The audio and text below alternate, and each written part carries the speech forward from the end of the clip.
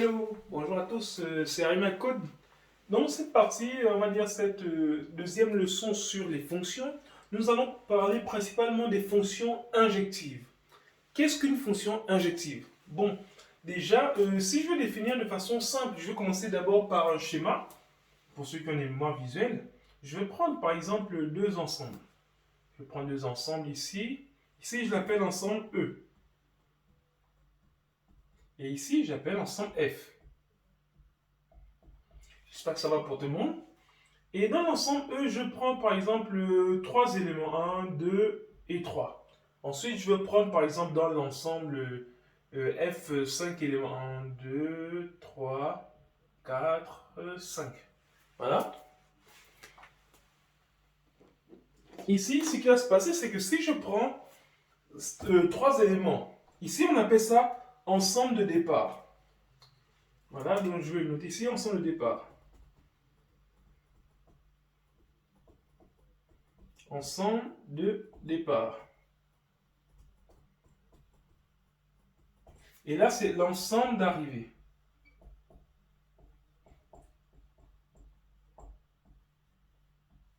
D'accord?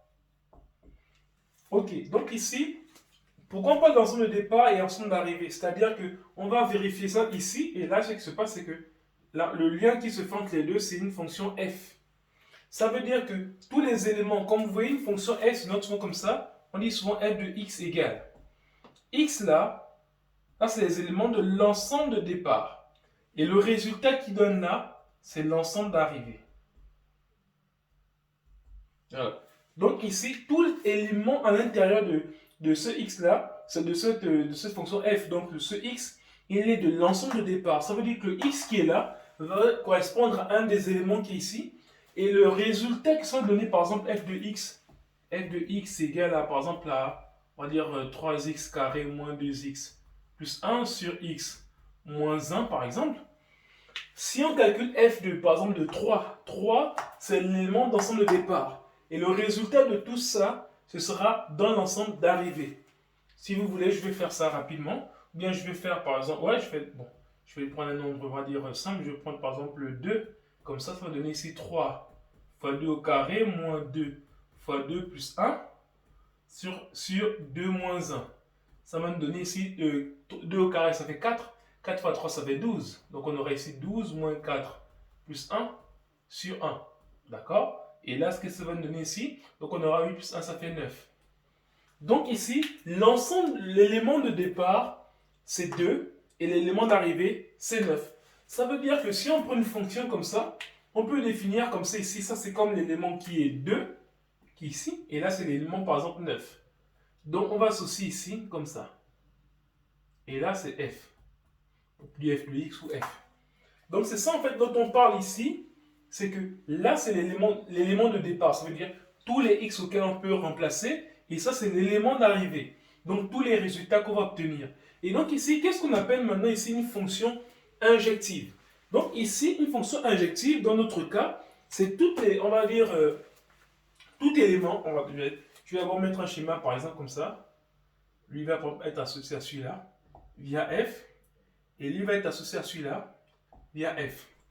Mais qu'est-ce qu'on remarque? On remarque d'abord que chaque élément ici a un résultat là, mais il y a des éléments là qui n'ont pas d'antécédents là. Donc ça veut dire ici, ce qui se passe, c'est que tous ceux qui sont ici, ce sont les antécédents par f. Tous ceux qui sont là, ce sont les images par f. Donc ici, qu'est-ce qu'on remarque? On remarque qu'il y a des éléments, des antécédents qui ont des images, mais il y a des images comme celui-là et celui-là, ils n'ont pas d'antécédents. C'est ce qu'on appelle fonction injective. Ça veut dire que quel que soit l'élément de départ, il a forcément un élément d'arrivée, mais un élément d'arrivée n'a pas forcément un élément de départ. Donc ici, si je veux me noter ça, plus simplement, c'est-à-dire je reprends juste pour ceux qui n'ont peut-être pas bien vu, bien compris aussi, c'est que ici on a tout élément de départ a forcément un élément d'arrivée. Mais tout élément d'arrivée n'a pas forcément un élément de départ. Donc ici, ce qu'on définit, par exemple, on va dire pour l'ensemble des fonctions surjectives, on dit souvent quel que soit x, on va dire appartenant par exemple à E ici, Bon, ce que je vais faire, je vais bien écrire d'abord là, comme ça. Je vais mettre ici, quel que soit x, x et x', pardon, je vais mettre x et x', comme ça, appartenant à e carré. Attention, ça veut dire quoi? Ça veut dire x appartient à e et x' appartient aussi à e. Donc ici, ce qui se passe, c'est que tout élément x et x' appartenant à e carré, ça veut juste dire x appartient à e, x' appartient à e. Voilà. Si on a f de x qui est égal à f de x', ça entraîne automatiquement que x est égal à x'. Voilà. Je vais reprendre. Et si on dit quel que soit, en fait c'est comme ça qu'on demande une fonction injective. Ça veut dire que quel que soit x et x' appartenant à e au carré, ça veut dire que si on a f de x qui est égal à f de x', ça veut dire que x égale à x'. Qu'est-ce que concrètement ça veut dire? Ça veut dire qu'en fait, si on prend un élément de l'ensemble d'arrivée, qui est le même élément qu'un autre ensemble d'arrivée, c'est que les antécédents sont les mêmes. Pourquoi? Parce que pour dire ça de façon simple, ici on appelle une fonction injective toute fonction dont un élément d'arrivée a au plus un élément de départ. Ça veut dire que un élément d'arrivée ici, il a au plus un élément de départ. Ça veut dire au plus veut dire quoi? Soit il en a un, soit il n'en a pas. Différent de au moins soit il en a un, soit il en a plus. Donc ici, ça veut dire que tout élément de l'ensemble de départ a au plus un élément, tout élément de l'ensemble d'arrivée a au plus un élément dans l'ensemble de départ. Et donc, c'est sûr que c'est comme ça que ça se note ici. Voilà. Et si je veux prendre par exemple, je vais prendre un exemple. Je prends f de x égale à, par exemple, la racine carrée de x moins 3, par exemple. Ici, ce que vous devez savoir, c'est que d'abord, en termes d'ensemble de définition, parce qu'ici, si on prend f de x égale à x moins 3, on ne peut pas prendre n'importe quelle valeur parce que la racine carrée d'un nombre négatif n'existe pas. Donc, on ne peut pas prendre, par exemple, racine par exemple, de moins 2, parce que ça fait moins 2 et moins 3, ça fait moins 5, et racine de moins 5 n'est pas possible. Donc, l'ensemble de définition, ça veut dire que f est défini. En fait, il faut savoir une chose. On dit soit f est défini ou f de x existe. Voilà. Si et seulement si x moins 3 supérieur ou égal à 0.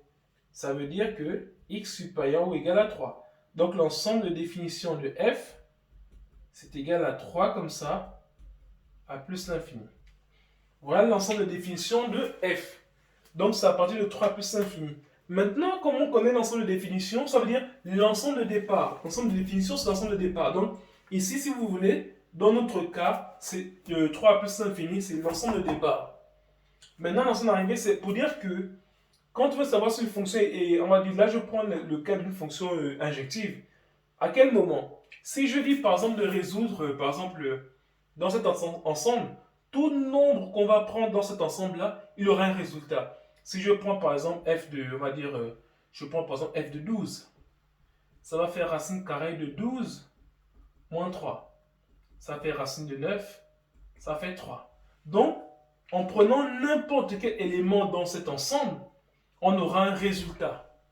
Mais par contre, si je demande de faire f de x, de résoudre f de x égale à moins 4 par exemple. Ça veut dire que moins 4, c'est un élément dans son arrivée. Si vous vous rappelez avant que j'efface, si vous revenez en arrière, vous verrez que j'ai dit au départ que quand on avait f de x avec une fraction, avec une barre de fraction, on avait un élément y ici, un élément x. On avait dit que ici, ce qui est dans le x là, c'était l'antécédent, ou bien l'ensemble de départ. Et maintenant, le résultat, c'est l'ensemble d'arrivée. Donc ici, si on demande de résoudre f de x égale à moins 4, c'est l'ensemble d'arrivée. Donc, qu'est-ce qui se passe si on veut essayer de résoudre ça? Donc, je vais effacer, juste ici. Donc, si on veut essayer de résoudre ça, à quoi ça équivaut? Ça équivaut à dire que cette partie, on aura ici, équivaut à dire que racine carrée de x moins 3 égale à moins 4. Mais si on veut déjà voir ça déjà au départ, c'est que la racine carrée d'un nombre n'est jamais négative. Donc, ça veut dire que cette équation n'a pas de solution. Parce qu'on ne peut pas trouver racine carrée d'un nombre qui est égal à un résultat négatif. C'est ce qui veut dire que si par exemple je prenais ça comme celui-là à moins 4, n'a pas d'élément dans son de départ. Voilà un exemple de fonction injective. Parce qu'il peut, tel que soit l'élément qu'on va prendre ici, il aura son résultat. Mais n'importe quel résultat n'a pas forcément son antécédent. Si je prenais par exemple f de x ici, égale par exemple f de x, on va dire, je vais dire f de x égale par exemple à 5 par exemple, on aura, ce qui va dire qu'on aura racine carrée de 3, de x moins 3 comme ça, égale à 5. Donc si j'élève au carré, on aura ici donc, si je prends ça au carré comme ça, au carré là, on aura aussi au carré là, donc on aura x moins 3 qui est égal à 25. Ça veut dire que, pardon, ça veut juste dire que x ici est égal à 28. Donc si on résout ça, ça veut dire qu'en résolvant f de x égale à 5, on a bien obtenu une solution. On a dit x égale à 28. Mais en résolvant f de x égale à moins 4, on n'a pas obtenu de solution. Donc, quel que soit l'élément qu'on va ici, on peut prendre n'importe quelle valeur dans l'ensemble là, on va avoir un résultat. Mais par contre, n'importe quel résultat ne trouve pas forcément un élément dans l'ensemble de départ. Donc voilà un peu ce qu'est une fonction injective. Et juste pour terminer, je vais juste prendre un exemple dans la vie active, parce que le but est de comprendre pas seulement au niveau mathématique, mais au niveau, on va dire aussi, au niveau de la vie active.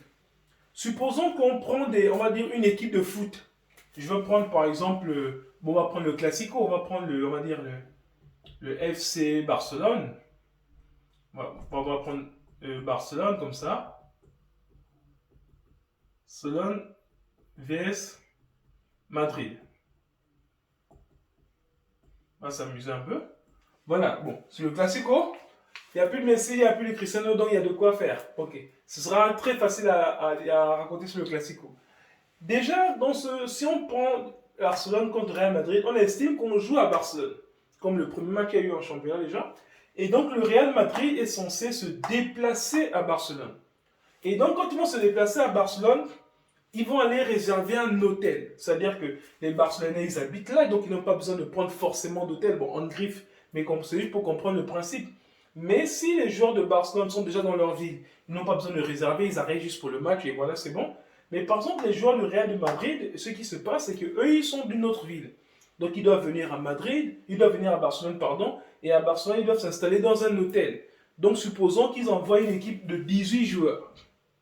18 joueurs, à condition que, il n'y a pas possibilité d'avoir une chambre pour 2 joueurs.